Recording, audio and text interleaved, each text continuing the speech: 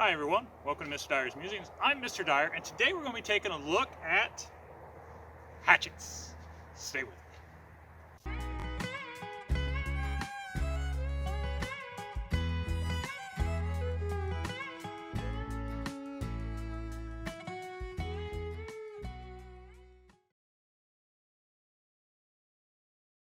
As always, I'd like to thank my wife and family for their unconditional support. I'd like to thank you guys, my viewers, for taking the time to check this video out.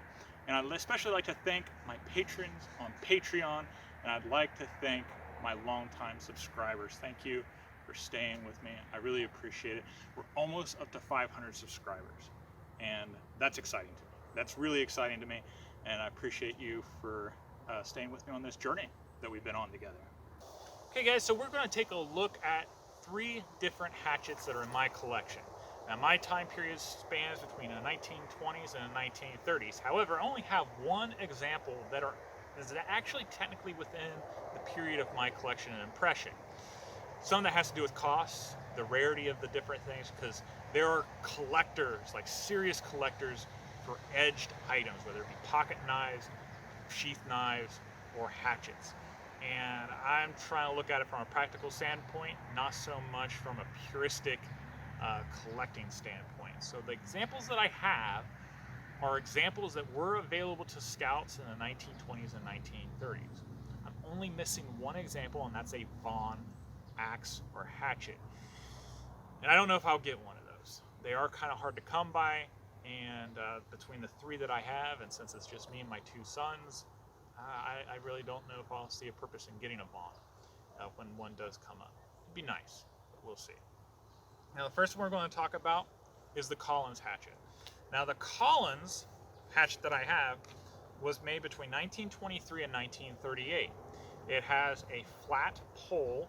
Its profile is very narrow, which is really nice for chopping things, but not so nice for splitting things. If you are going to hew something, then this could be used for a hewing, which would be pretty cool, but again, not so much for chopping. At this point, I'll pause. The rule of thumb that I have for splitting wood, I actually made a mistake. Not chopping. It's really good for chopping small things, not so good for splitting. So my rule of thumb for splitting wood is if it's longer than your hatchet, then you should probably be using an axe. I'm not saying that you can't do it, but I'm not saying that I would do it. So this piece of wood would be perfectly fine for splitting with this hatchet. So the Collins is my favorite that I had. Some of it might be nostalgia because, well, I've never heard of Collins until I started my impression. And it's also the oldest hatchet that I had. But I like the feel of it. I like the feel of it and its handle.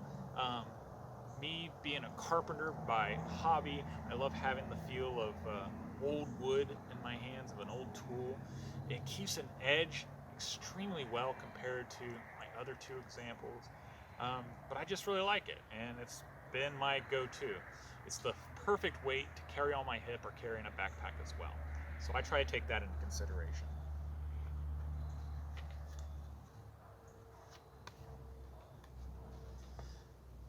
The next one that I have is a Bridgeport. Now the Bridgeport was made between 1949 and 1955. It has the green paint and it has a rounded pole, not a flat pole. Now if you notice, the Collins and the Bridgeport both have this piece or this part on the head of it, and that's to pull out nails. Now Horace Kephart, for example, in his book, and many others, suggested that when you go out in the woods, you take a ½ pound of nails or a pound of nails. That way, when you do your campcraft or bush crafting, then you can make things that stay a little bit longer instead of just tying everything together with cordage. So this is really nice as that kind of tool. This one's heavier than the Collins. It's got the metal handle and the head are all one piece. So the weight of it is really good for coming down on things versus the Collins. The Collins I have to put a little bit more force into it. So for a youth, this is pretty nice, but due to the heft of it, it's not that comfortable to carry on your hip in my opinion. The wood handle makes it really nice for shock, so if you hit something hard, it's not going to rattle your hand. So that's pretty useful as well. So there's the Bridgeport. It's a great little hatchet, just not my favorite. The next one that I have is Plumb. Now, Plumb is one of the oldest manufacturers that have had a contract with the Boy Scouts of America. If you look in the old catalogs, Plumb was there. Now, this Plumb was manufactured between 1950 and 1961, and it's a Kit Carson combo, which means it has the sheath knife with it. Now, this feels really good in the hand, especially my size hand. I don't know how it would feel as a kid because it is a little bit larger handle. It's slightly shorter than the other two, and the head is also not as wide than the other two, but the profile is much more suited to splitting than this one. This one wouldn't be so good for hewing, but for splitting, this is really nice because the angle, my wood's so rotten it won't stick. So the angle of the hatchet, the Plumb, is much wide instead of as narrow. And that wider angle is going to be perfect for splitting. The weight of it's pretty nice too. I don't know why I don't really care for this one. As far as carrying it and using it, when I try to use it for splitting and things, it does a great job. I feel like if it had a longer head, it would be better, at least for my knuckles and my comfort to split. So generally speaking, when I use this to split something, I'll have it set on the piece of wood, and I'll use another piece of wood to baton.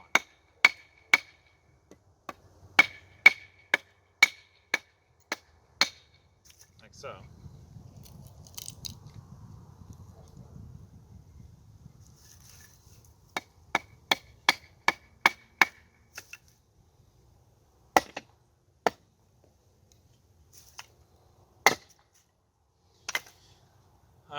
The Permabond is pretty nice, but the problem with the Permabond that I don't care for versus the Collins, if you ever have to replace the handle, it makes it that much more difficult instead of just drilling it out or possibly burning it out and then putting a new handle in with a wedge.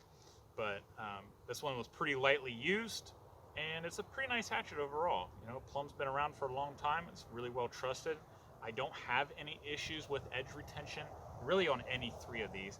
I think the Collins, from my experience, has held its edge a little bit better. The Plumb seems to be a little bit more difficult to sharpen. It might be because of the newer metals at the time. I don't know. This is just me haphazardly noticing things. So chemically or actual scientific experimentation, I can't add anything to it. But the Collins is really my favorite. So there you have it. That's the Plumb. Got very well. We're going to talk about sheath knives next week. And this goes along with the trinity of having edge tools, and you have fire, and you have first aid. So we're almost coming to a close of everything that Scouts would have carried on their belts in the 1920s and 30s.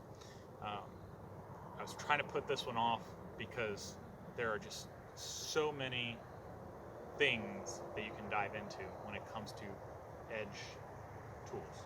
All right? If you like the video, please click like. If you have any questions, please ask away. If you have a story about any of these woods tools, the Collins, the Plumb, or the Bridgeport, if you have a personal favorite, let me know. Okay, that's what's kind of nice. You got people that are very passionate in their camps. I like the Collins, but I don't have any problem using the other two. The Bridgeport's just, it's kind of heavy. That's my biggest problem with the Bridgeport. You know, having all one piece of metal, that'd be pretty useful. It's not like the head's going to fly off like the other two possibly, but that heft, it's not for me when I'm carrying and tramping out in the woods. So I hope you guys have a wonderful week. Don't forget to click subscribe. Don't forget to tell your friends about this channel. Help the channel grow. I appreciate all of you. Give a kiss and hug to your loved ones, and take care.